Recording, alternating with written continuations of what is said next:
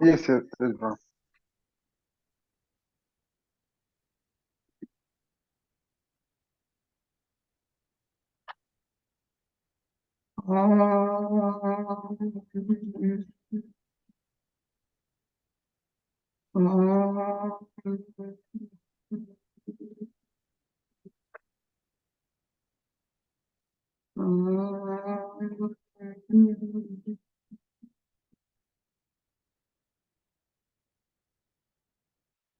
Today we are handling, we are going to do chapter 8, Akshara Brhama Yoga.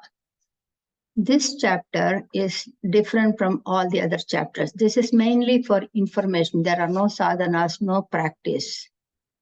This chapter 8, has got 28 verses. In chapter 7, Krishna mentioned that a realized one, a jnani, has the knowledge of these 7 words. That is called technical jargon, paribhasha, in spiritual scriptures. The 7 questions are asked. 7 questions are asked in verse 1 and 2 by Arjuna, and 3 and 4 are the responses by Sri Krishna. So first, verse 1 and 2, Arjuna asks, Kim Tat Brahma? That means, what is Brahma? You said the realized one understands me, Brahman. But who is Brahma? What is Brahma? That is a question number 1. Question 2, Adyatma. What is Adyatma? Question 3, what is karma? Then question 4, what is Atibootha? What is AtiDaivam? What is Ati Yajna? Question 7 is Prayana Kale Katam Nyeyaha. When one dies thinking of me, you said when one dies thinking of me, reaching me, merges with me during this travel. That is at the time of death, leaving this body. Is it possible to think of you at that time? And what benefit do I get by thinking of you at that time? This is the 7th question. So verse 3 and 4 responses, answers, Krishna answers in one word question.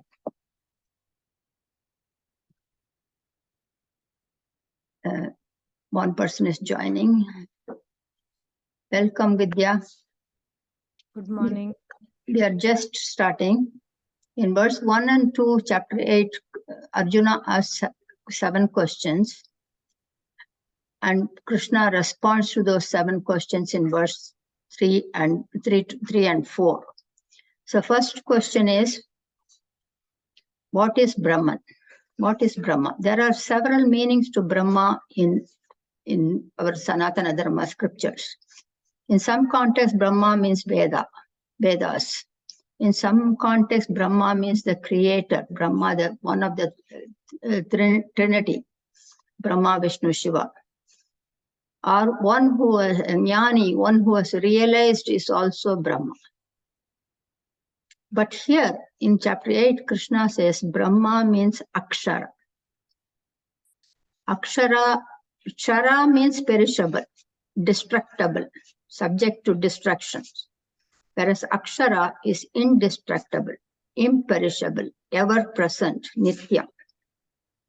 Aksharam Param Brahma, ever existent, unchangeable, beyond space, time, and causality. Causality is Vastu.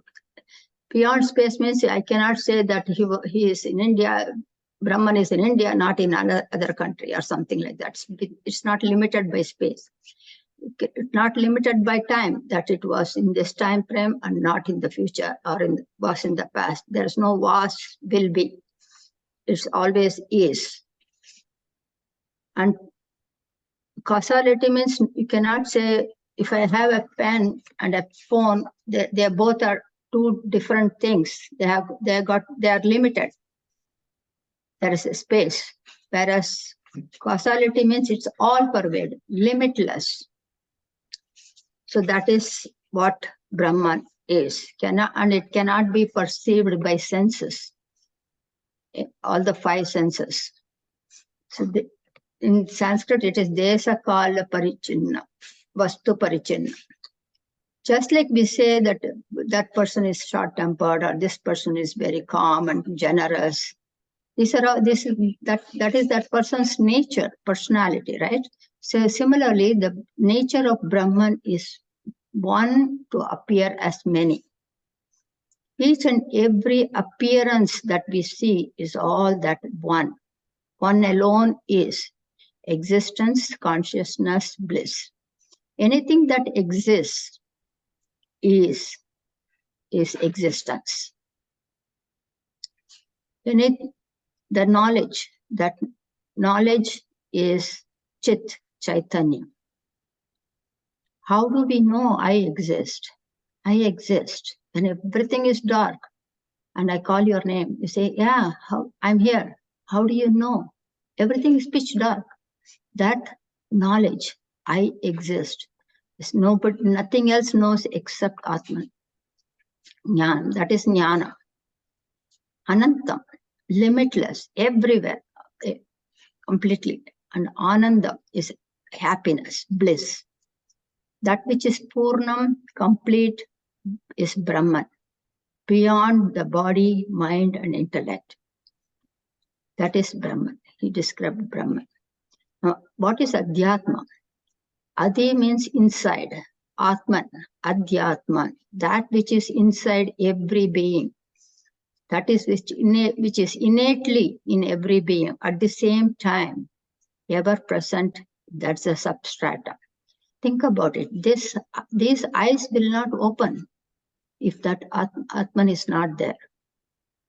The very fact that early morning the eyes open, the hands work, the legs walk, all because of that presence of that Adi Atman, that Atman in every being. That is Adyatma. Third one is Swabhavatma Adyatma Muchyate. That is that which is innately present, authentic, stainless in all bodies, unchangeable is Adyatma. Now, question number 3 is, what is karma? Karma, normally we say karma is actions, right? We normally say any karma is action. But here he mentions karma is rituals, all rituals, yaga, yajna, all these are rituals. But visargaha is also renunciation or sacrificing. So karma is rituals also called as karma, and renunciation of those karmas is also called as karma in chapter 8.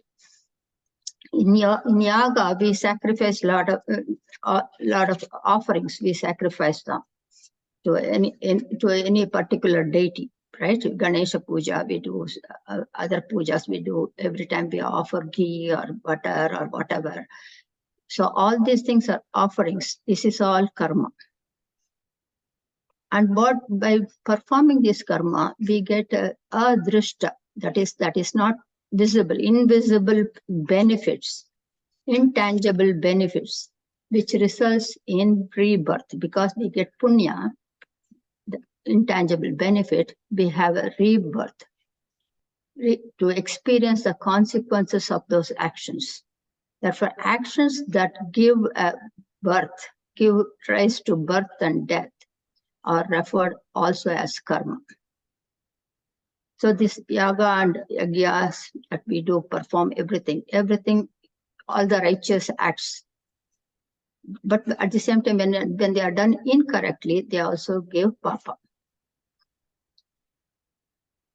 Now, fourth question is Atibootha. Bhutam is elements.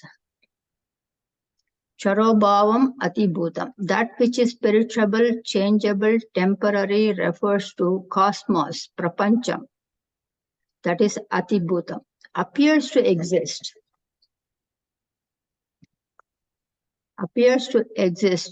But due to Maya, it is depreciating every millisecond. Anything that appears in front of us, nothing is permanent.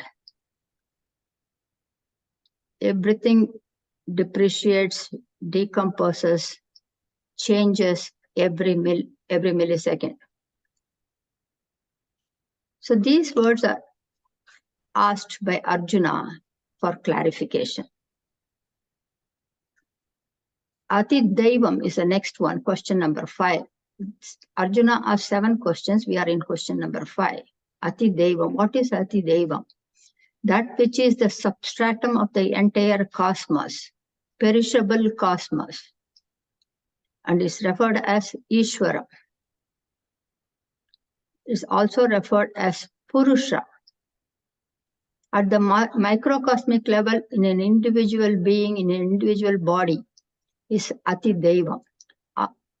Adyatma, Atman. Adyatma, Adyatma. At the macrocosmic level, it is AtiDaivam. And those AtiDaivam and Adyatmam, they both are one and the same. Question number 6 is Ati Yajna. Krishna is an avatar. And he introduces himself. He speaks as Nirguna Brahman. He says, I am responsible for the maintenance of cosmos. Here he talks about as Vishnu. I am Vishnu. Brahma is the creator, Vishnu is the sustainer, and Shiva is the dissolver. That is what generator, operator, dissolver, God. So here he's saying, I am the one who is responsible for the maintenance of cosmos. He balances everything. That is Brahma, Vishnu. I am in every being and as an inner guide. But every being has the power to choose. That is why we have that intuition, inner guidance. People often questions about free will and destiny. Free will exists as long as the individuality exists. And whom is it for destiny? Destiny, only the ego is bound by destiny. Because you are that. He says, Nirguna Brahman says, Krishna as Nirguna Brahman says, I am always with you, in you, watching you, guiding you, and giving you the consequences of all your actions, all your choices. And here actions means thought, word, and deed. Every thought has a consequence. Every word has a consequence. Every deed has a consequence. I am that Ati Yajna. Ati Yajna in you. We are constantly watched. That is why be honest to yourself. I always tell my children, you don't have to please your mother. You do what you think is right. If you think it is right, do it. If you think it is wrong, don't do it. Simple. That's all. So, I am the karma paladata. I give the consequences of every choice that you make. That is Ati Yajna. Now, Arjuna asked 7 questions in verse 1 and 2. Krishna answered 6 questions in 3 and 4. Now, starting from 5 to the end of the chapter, he's going to answer the question 7. How can we remember? How can I remember you at the time of departure? Prayana kale. Prayana kale means leaving, shedding this body and leaving. At that time, how can I think of you? The subtle body lives. The subtle body, we have studied in Atmabodha, there are 17 parts, 5 Jnanendriya, 5 Karmendriya, 5 Pancha Prana, and mind and intellect, Manam and Buddhi. This 17 leaves the body when one sheds a body. So Prayana Kale, during that time, the subtle body leaves the physical body, but the Supreme Presence is ever present. We all know that failing to plan is planning to fail. We do a lot of planning to go on for a vacation. We do a lot of planning even to attend this one session. Everything we adjust. Now, how can I plan to recall you, to remember you at the time of death? That is the question number 7. Antakale, anta means end, at the end. So chapter 8 focuses on this elaborately. In Purana, there is one story that is called, there was a king called Jadabharata. Jadabharata, what he did was, he was a king, and then he went through Advaita Vedanta, and then he realized, and he became a sannyasi. But when he was a sannyasi at that time, he happened to see a baby deer and started taking care of that deer. And when he shed the body, he was thinking of that baby deer and he passed away. So next Janma, birth, he was born as a deer. That's a story. So what we think at the time of death, that's what comes back. In chapter 6, we talked about upasana, because in chapter 7, he mentioned about the consciousness, the inner presence, the para prakriti, maya, bhakti, all these things he introduced, he just referred them. Now in chapter 6, we talked about upasana. That's one of the important practices in Vedanta. Relaxation meditation, concentration meditation. We did relaxation meditation is to calm down the mind and have a single pointed focus. That is before the self-knowledge. Nididhyasana is after gaining the self-knowledge, to stay grounded in that knowledge, to gain that firm conviction of that knowledge. So first type of upasana, both are referred as dhyana, meditation. But one is upasana, one is nididhyasana. So in concentration meditation, the benefits a person gets is able to focus on one name and form with an attitude that I don't need anything from this world. All I need is single pointed focus on you, a pure mind. So I don't have the plurality, and that mind is in my control to enable me to grasp the self-knowledge prescribed by the scriptures. This is called bhakti. That is nishkama upasana. This is what Gita talks about.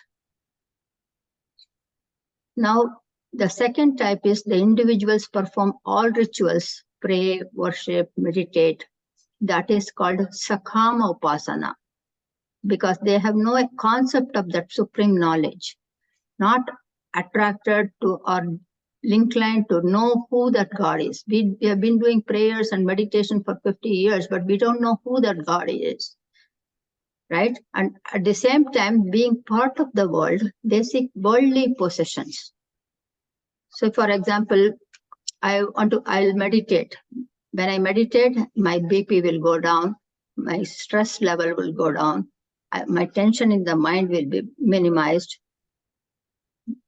This will definitely happen. We cannot say no to any of this. Anything that we ask in life, there is always, we get the response, and we get positive response. But with this better health, I can focus on my job, my promotion, my relationships. All these are worldly benefits. And because of this kind of meditation, upasana, people could, we can see Devi upasana or Shiva upasana, Vishnu upasana. We can see many people doing this, but they will be meditating for 12, 18, 20 hours a day. Few of them get extraordinary powers to be able to see the near future. And these individuals use those powers to let others know what is in their futures, like fingerprints or horoscope, planetary positions at the time of birth or currently, and they get monetary benefits. And general public will generally go to these people and try to understand how is my life in the future. But it doesn't mean this is anything negative. This is just one form of meditation. So both these two types of individuals in the current human form get worldly benefits. And upon death, they go to Brahma loka. If they go to Brahma loka, they can either get self-knowledge there and then attain moksha, or they can come back to the earth. There are two options if they go to Brahma loka. Right? Or Brahma loka or Swarga loka, both are there. These outer lokas, of course, we cannot are not verified personally. We cannot verify personally. We are experienced. Therefore, Shraddha is a requirement here. Trust that with reverence to scriptures and what Krishna says is very, very vital. Emphasized here, Shraddha is important. Gita is focusing on the third type of individuals. These jivas have realized that nothing in this world is permanent, and neither will they give me complete happiness. Anityam atrupti karam. And they do not expect anything from this temporal world. They follow righteous living, they pray, worship, meditate, they are very disciplined, in moderation in everything. But due to whatever reason, personal responsibility, family commitments, or health situations, or past karma, prarabdha karma, they are unable to come to self-inquiry. So what happens to these individuals without self-knowledge and depart from this planet? They are not jnani because they have not understood the self-knowledge, but they are also not completely drawn to this worldly possession. So what happens to them? That is the question here we are trying to answer. So now summary from 1 to 4 is first type of individuals move from idols, rituals, names and forms to undefinable supreme spiritual inquiry. These are realized ones when the ego is dead. There is no I and mine. Nothing in this universe is mine. And I am that. I am not this body. That is jnani. Because I want nothing. I enjoy everything, but nothing is mine. That is the first type. The second type is the worldly glamour. I need to achieve, I need to get all the pleasures, everything. They are enjoying their life. Now the third one is the dispassionate towards the temporary existence, or always in the thought of that supreme. Whatever they do, they are always thinking about that supreme. And at the time of death, they shed their body with the thought of that God, even though they don't know who that God is. They have never gone through the scriptures. They do not know who that supreme is. So the first type, jivas go to Brahma loka. They gain self-knowledge there and attain moksha.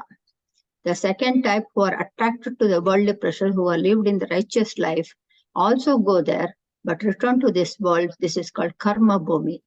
They come here, do their duty again, and after gaining all the punyas, merits, they go to Swarga loka and enjoy everything until their punyas are depleted, exhausted, and then they come to karma bhumi. Question 7 is, how can I think of you at the time of death? These third ones pass through a passage to reach. If they die thinking of me with dispassion to the world, but did not come to the self-knowledge, I will take them in a particular path, gati, he says in verse 5. Verse 6 is, if you think about it, he says, his example he's giving, mamen muktva kalavaram, that is when they shed, they reach me, but if you notice, as the body gets old, as we age, our body will not listen to us. We need to listen to the body. So also happens with the mind. This is the natural law. They cannot come with new innovative thoughts. Instead, they will often be able to recall the past experiences. You can see some of us will always talk about the past, not about the future.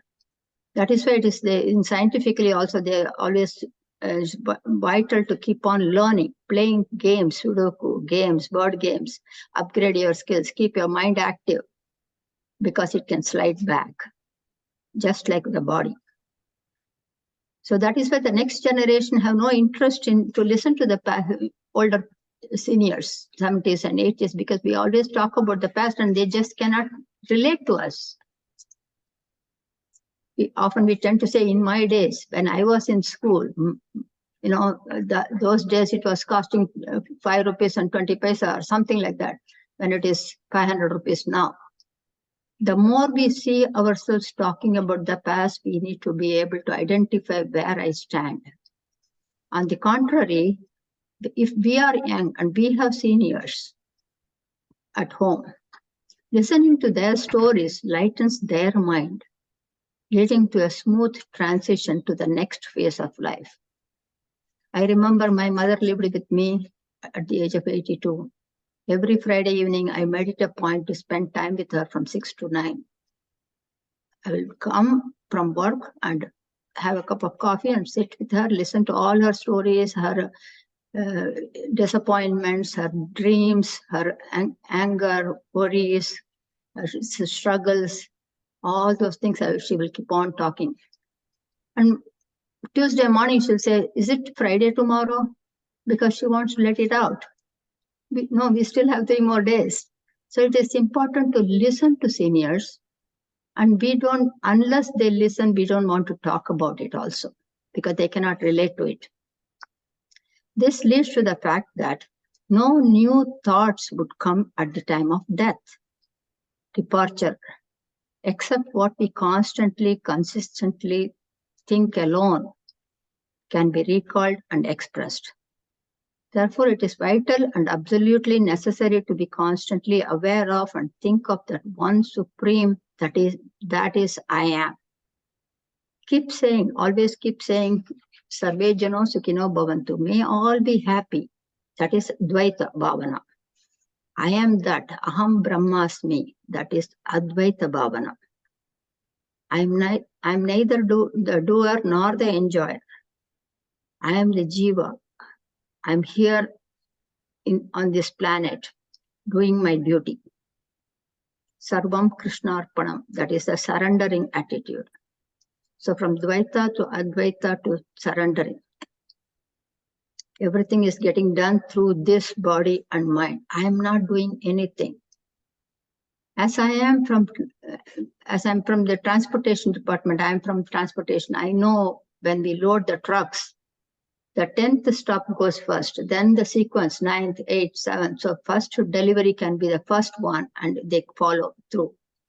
That is exactly how our mind should be.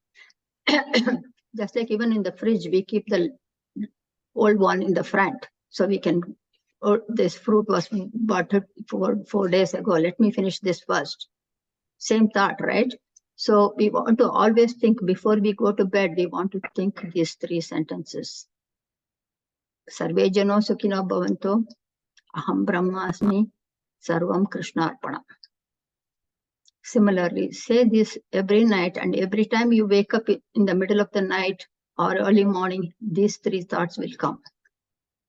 Eventually, when we will wake up with these thoughts in our next birth, if we have not realized the self, the Sukshma Sharira travels to the next body. It will start with this, it will continue. That is the one beauty of spirituality. Wherever we left, that is where we continue. In regular transaction life, you have to, when you take a birth, you have to go back and study 1, 2, 3, 4 and ABCD, but not in spirituality. So the thoughts of, otherwise what happens is when we don't think about this on a consistent basis, when we shed the body at that time, the thought of who gets what of my possessions, or the thought of lawyers, or the doctors, or physical pain, all this will be in our thought. As you think, so shall you be. Therefore, chant scriptures or play audio when someone is in deathbed. At that point, at that stage, better not to introduce. Suppose somebody is in bed and you go and visit. Don't keep saying, I'm Vijaya, I'm here to see you, I'm your sister. No, just hold the hand. They will feel it. Let the thought of Brahman continue in their mind. Let that focus be on that supreme,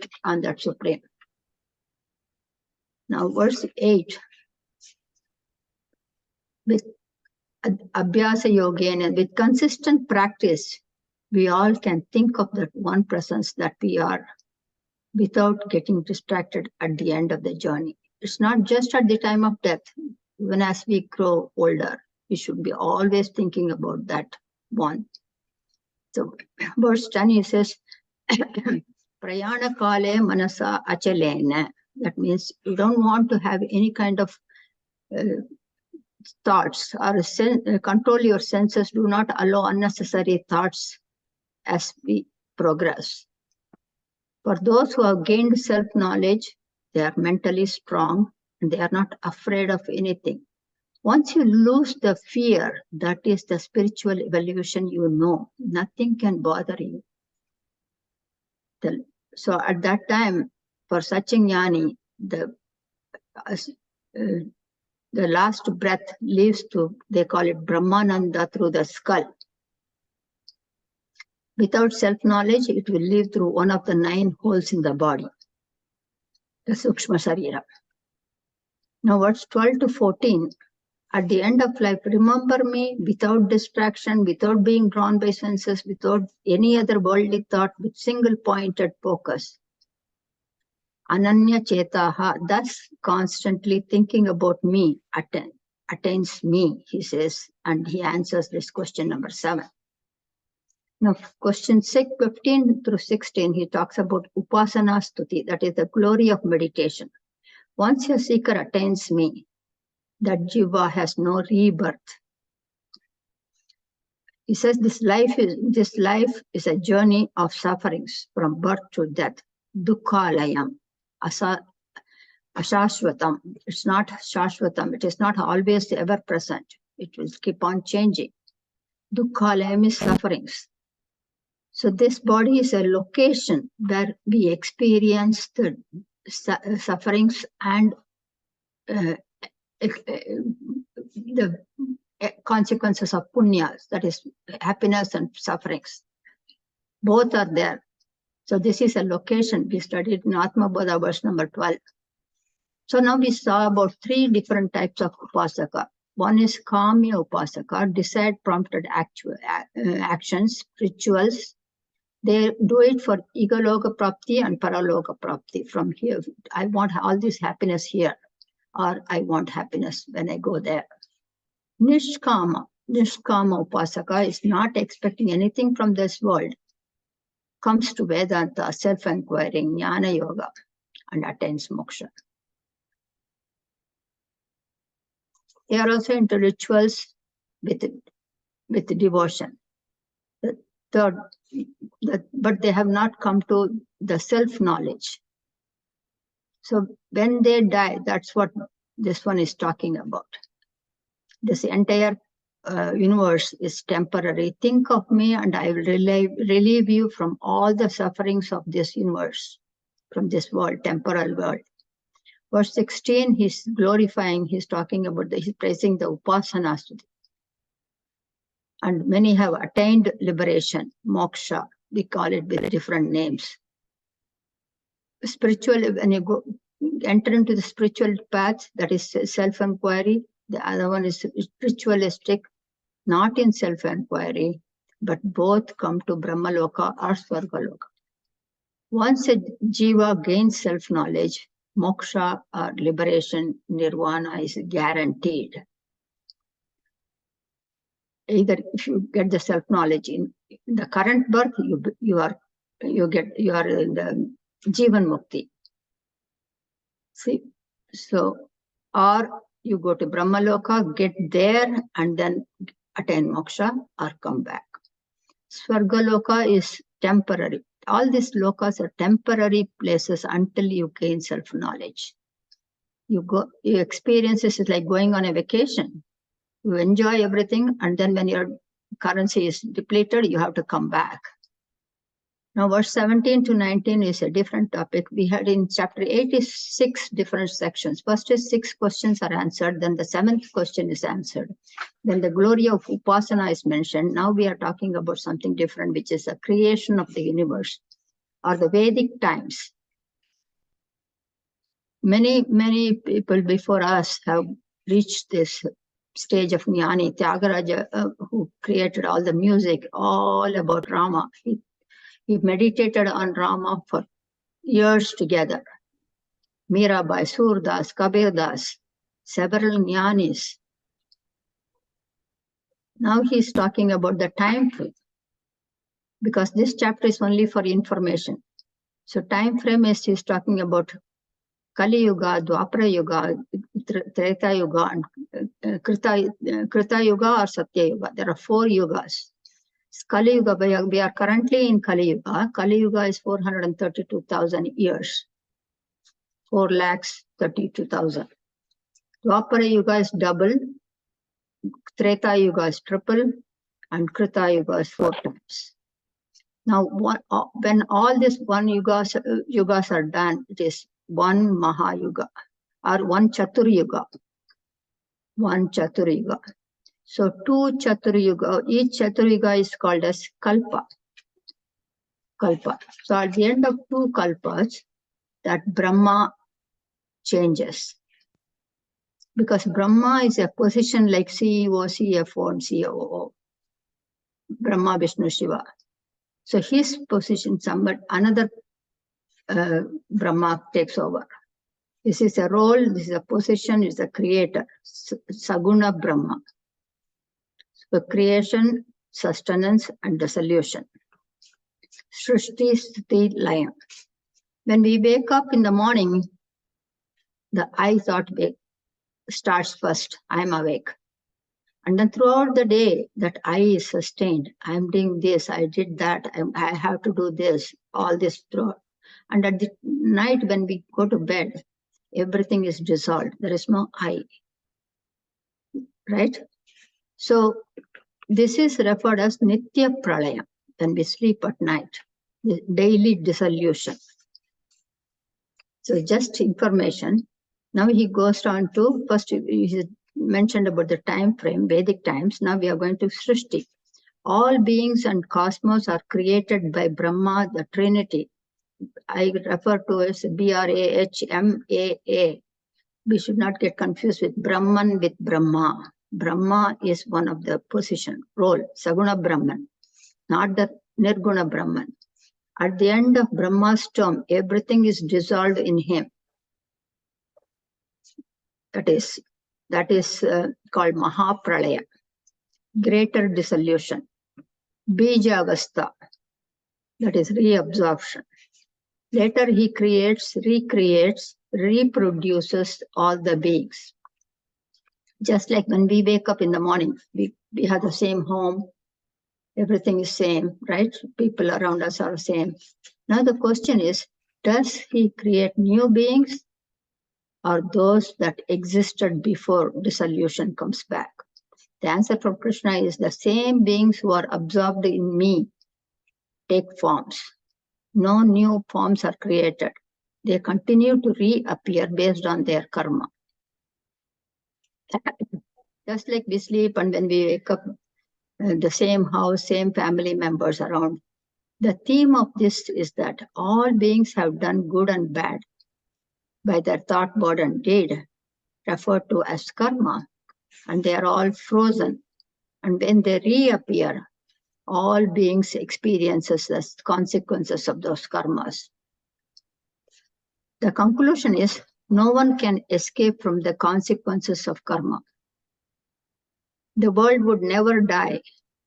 The cycle of birth and would continue. That is the symbolism of Vishnu Chakra. No being is liberated from this cycle unless self-knowledge is acquired. So without self-knowledge, no escape from this cycle of life and birth and death. No one can escape from the consequences of actions. Okay, there is going to be, we may think that there is going to be a dissolution, everything is going to be submerged, so I can do whatever I want. No, you will come back to experience the consequences. Only the realized ones have no rebirth. Srushti is a cycle, anadi. There is no beginning. And these are not mentioned just for our calculations or to find out when is Brahma's night time. This is to understand that no one can escape from their thought, word, and deed, from the consequences of their birth. That is the point. Now, he talks about the point 5, the nature of Brahman. Qualities or attributes or personality of the Brahman, which is undefinable and indescribable. The title of this chapter itself is Akshara Brhama Yoga. So who is Brahman? What is Brahman? Krishna is an avatar. So he self-introduces. Krishna says, Aksharam Brahman. Aksharam is indestructible.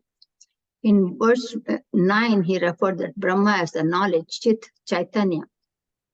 See, how does an ant know where your sugar is in your room, in your kitchen, which bottle? How does an ant know? A series of ants, they come. That is Chit, Chaitanya, knowledge. How does a bird fly high? When you throw a ball, it comes down. But the bird never comes down, falls down. How? Because it has got a Chit. That is the knowledge. It spreads in wings. So verse number 9 mentioned about Brahma as knowledge. Verse 11, the Vedas have introduced Akshara Brahman and that which is the dispassionate yogis, seekers, pursue. And I'm going to describe that. He mentioned that, he introduced that in verse 11. Now chapter 9 to 18, 9 to 12 is all about Brahman. Krishna is an avatar, Nirguna Brahman. Chapter 13 is all about completely, it is going to be a lot more depth information. So now here he is introducing in verse 20 to 23. Here he is referring it to as Avyakta. Vyakta means that which comes into appearance. Avyakta does not appear, no form, no name, not limited, cannot be identified and recognized with 5 senses. Those that appear and that which does not appear or could not be perceived, both are referred as Avyakta. One is Maya, illusion, the other is the Supreme. Illusion, Maya is perishable. Anything that perishes is the illusion. And the Supreme, imperishable, Nirguna Brahman, substratum of all existence. Now verse 20, he says, even if all bodies, Sarva Bhuteshu, he's talking, verse 20, even if all bodies perish, one that is imperishable, ever present is that Supreme. Realizing that Supreme is the ultimate goal of human birth. And you are that. You are not this name and form. You are that Supreme. That is the goal of human birth, to recognize that I am that. Now verse 21, that Nirguna Brahman can be realized only by Ananya Bhakti, meaning undistracted, single-pointed focus. Anya means another. Ananya, not a second. It is not the thought that I am going to attain Brahman is Dvaita, duality. I am Brahman. Aham Brahmasmi is non-dual. One who attains me with Ananya Bhakti does not return. That Supreme God now is no longer a tool to get worldly pleasures. That Supreme is the foundation, is the substratum behind all existence, all appearances. Anything that exists is existence. That can be realized only by total surrender. Again, from verse 22 till the end, Krishna goes back to deathbed. When an individual is praying, performing the duties, meditates, and dispassionate towards the worldly attraction, but has acquired the self-knowledge and sheds the body thinking of that Supreme or Ishta Devata, he reaches Brahma Loka. Again, he is repeating the same. Second one is this individual who worships, performs rituals, meditates, and does not come to self-knowledge. All rituals are for the worldly achievements, personal gain, and worldly pleasures. He goes to Swarga Loka. There are 7 lokas above Bhuloka and 6 lokas. Sorry, 6 lokas above Bhulokas and 7 lokas below the Bhuloka. He goes to Swarga Loka. When one goes to Brahma Loka, there is an opportunity to gain self-knowledge and attain liberation, moksha, mukti. They are resulting in no birth. And this no birth is a byproduct. The actual destination goal, Paramapadam, is moksha. Or he enjoys in Brahma Loka based on his karma, comes back to the earth in the next embodiment. The one who goes to Swarga Loka has to come back to Bhuloka to experience the consequences of actions. These cannot be personally verified or scientifically proven, but trust with scriptures is important. Now, verse 23 and 24, he uses 2 words, avriti and avriti. Avriti means the root that can make the route in which you can make a U-turn. Where one can make a U-turn. Anavriti is a one-way street, like a highway, freeway. So here he says, Yatra Kale, Anta Kale. That is, Kale is referred as route, path, not time. Many have misunderstood this Kale as the time, daytime or nighttime or months. But after shedding the body, Sukshma Sharira has 2 routes to take. It can take either one. And I'm going to show you later at the end, there are some slides. One is summer solstice, which is Shukla Gati, Uttarayanam, which is long days and short nights. Krishna Gati, Dakshinayan, which is winter solstice. So Shukla Gati refers to longer days and shorter nights. That is from June 21st to December 21st. Winter solstice is from December 22nd to June 21st. In both paths, there are deities that usher the Sukshma Sharira. There's no reference to hell in Gita at all. He's not talking about hell. He's talking only about lokas up. Verse 25 is talking about Dakshinayanam, those who go to Swarga Loka and return. Both paths are good. General public misunderstand this. But whenever jivas shed their body, and what path do they take depends entirely on how they lived. Righteous living takes them to both paths. Therefore, always remember me, says Krishna, as Nirguna Brahman, and thus praises dhyana, meditation, and ends here, chapter 8. I'm going to show you a PowerPoint presentation. Then we can have a Q&A, question and answer session. Let me share the screen.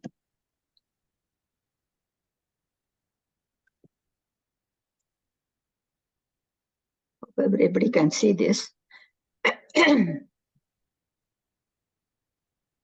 Oops. Okay, this chapter 8 is Akshara Brhama Yoga. Verse 1 to 2 is 7 questions. 3 and 4 is response to 6 questions. The entire chapter responds to question 7 starting from verse 5. First one is, what is Brahma? Who is Brahma? Second one, what is Adyatma? The individual presence inside us.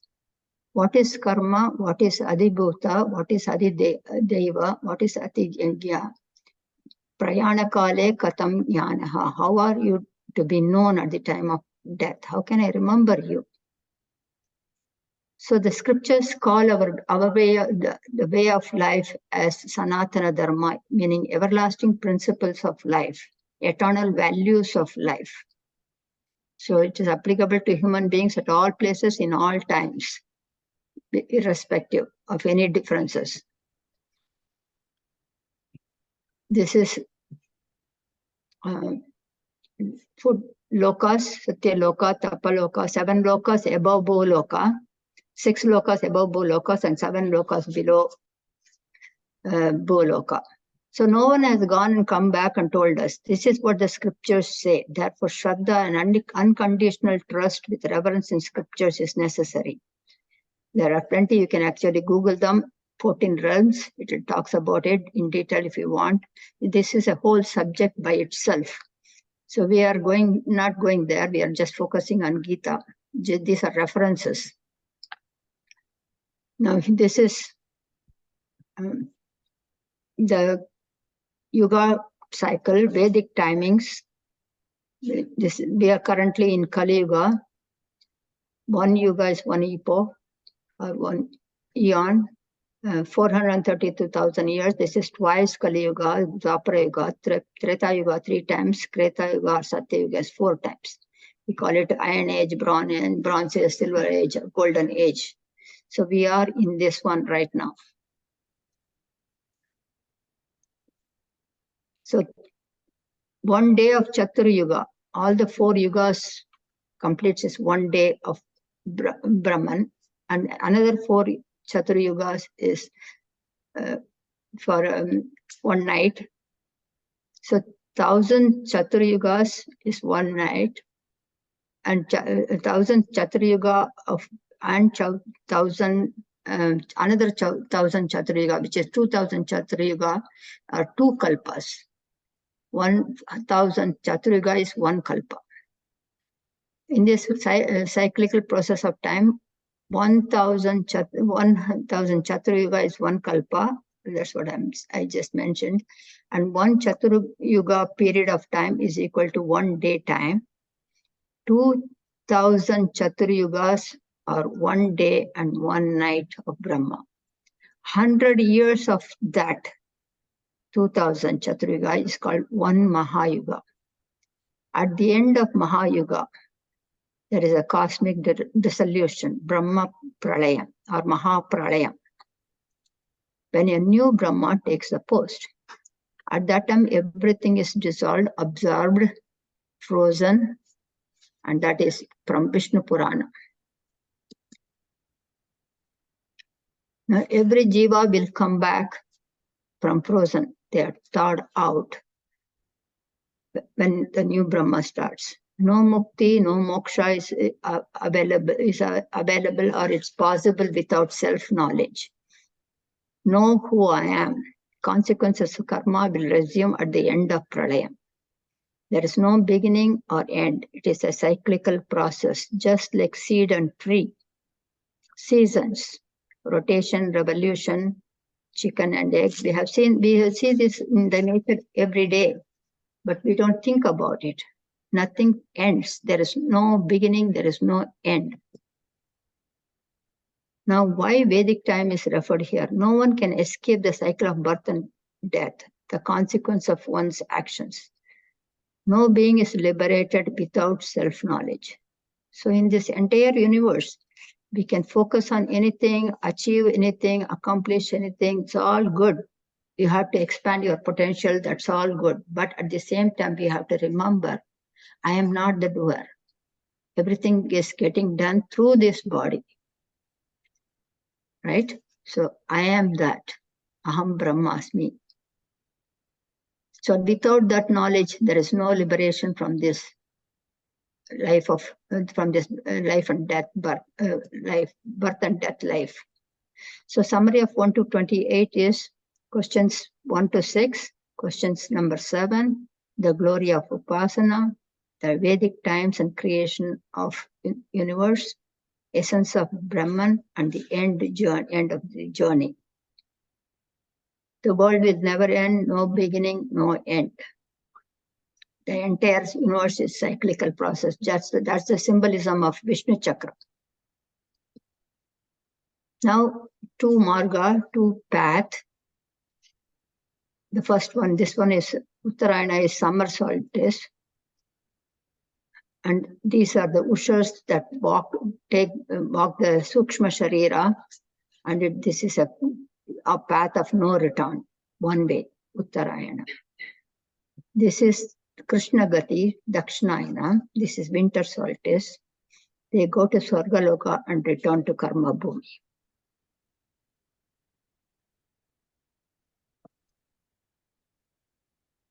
People always mention that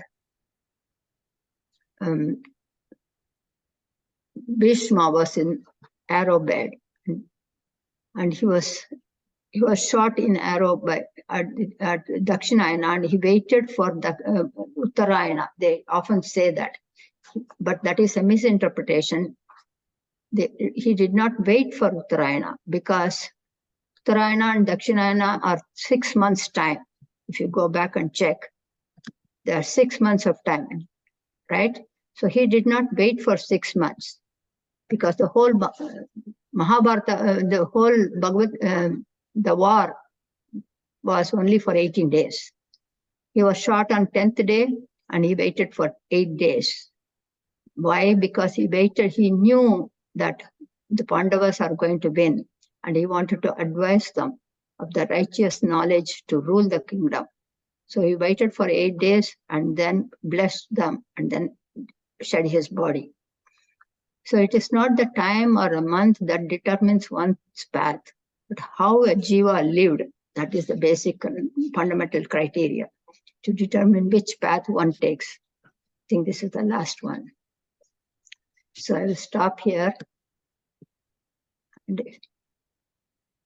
I will end here. If you have any questions, we can discuss. Om Shanti Shanti Shanti.